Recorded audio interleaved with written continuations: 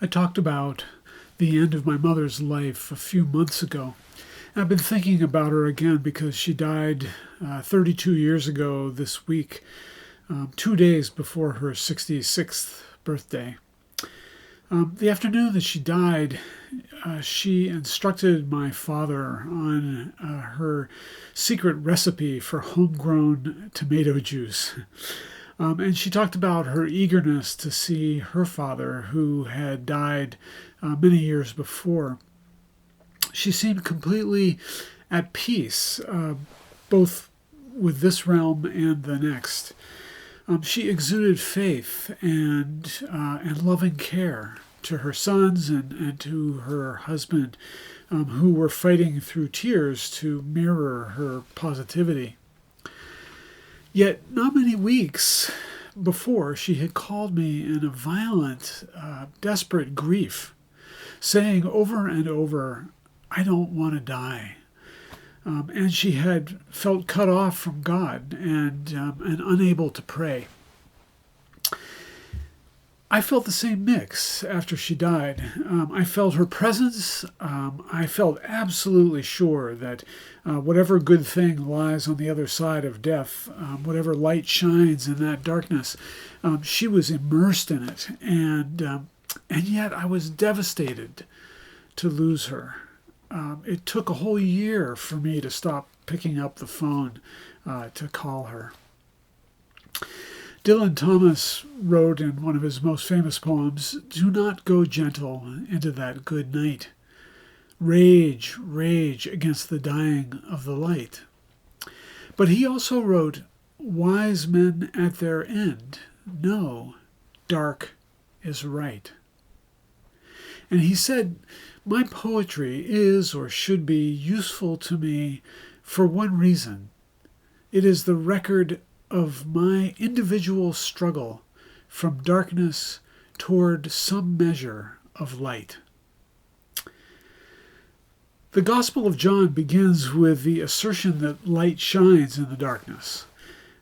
Picture the yin and yang symbol of Taoism. The light shines in the darkness, and the darkness shines in its own shadowy way in the midst of the light. Dylan Thomas found light in the struggle with darkness. My mother found light by finally facing and embracing the shadow of her death. I asked the Reverend Deidre Ashton to share some of her insights on grief as the chaplain of the Aging Resource Center at Dartmouth-Hitchcock. And you can see a video of her reading Gerard Manley Hopkins' poem Spring and Fall in this service elsewhere. And you can find a link to her reflection on it, where this is part of what she writes. "Grief is actually an essential element of a life fully lived and love freely given. If loss is a fact of life, and trust me, it is, so is grief. Yes, grief is painful," she writes, "heartbreaking, even incapacitating at times. Grief brings us face to face with that which is most precious to us. If we yield to it, grief will lead us to the depths of our souls and reveal a source of strength we might not otherwise discover, the spark of divine light that dwells within. It's that light that brings us back to ourselves, now paradoxically stronger and more tender, with a deepened capacity for empathy and compassion." Beautiful description. And if Deidre is right, and trust me, she is, then when Jesus says, "I am the way and the truth and the life," he is saying that the sacred way of life leads through loss and death and grief. When he says, "I am the resurrection and the life," he is saying that in order to follow him, follow his way, we have to grieve. We have to lose life to gain life. Grief is the key that opens the door. Once upon a time, humans wanted to believe that the Earth was the center of the universe, that the sun and the planets and all the stars revolved around the Earth. Well, our egos still want to believe that they are the center of the universe, that the most important thing is that they fulfill their ambitions and desires for life. Think of all that we have gained by having the humility to accept that the Earth is just a tiny speck way off in a backwater of a galaxy of 100 billion suns like ours.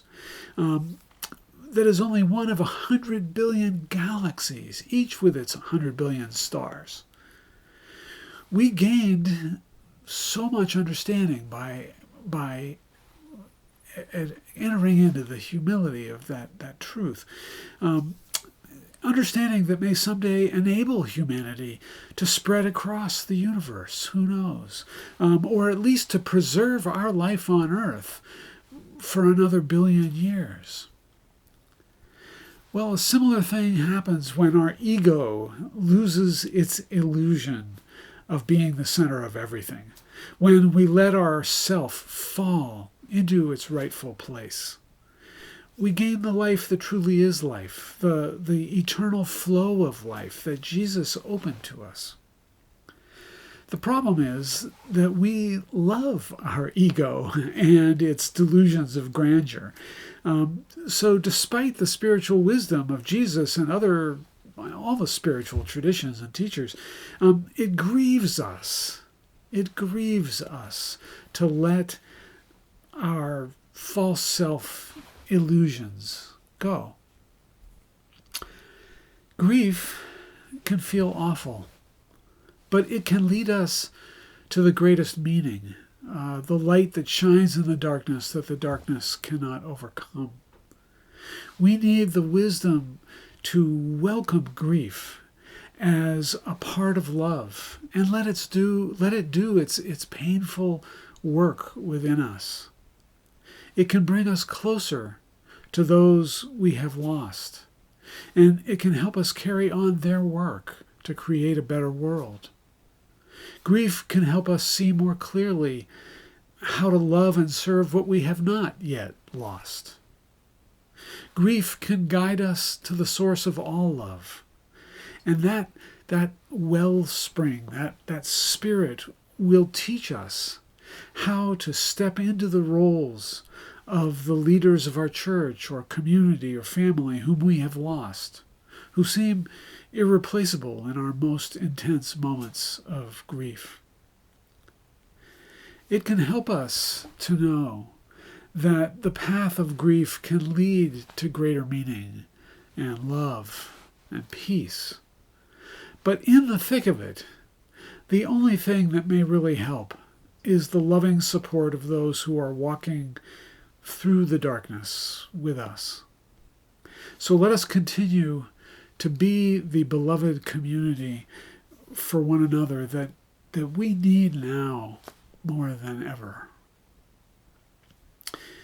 The haiku that Mel Gertz offered this week seems to me to speak to today's themes of loss and grief and love and resurrection. And she didn't know in advance what the service would be about. See if you, like me, can feel in it some meaning that relates to this. Here's the haiku. A hummingbird. After each sip, the lemon lily sways on her stem. Let us worship together, continuing on with this service.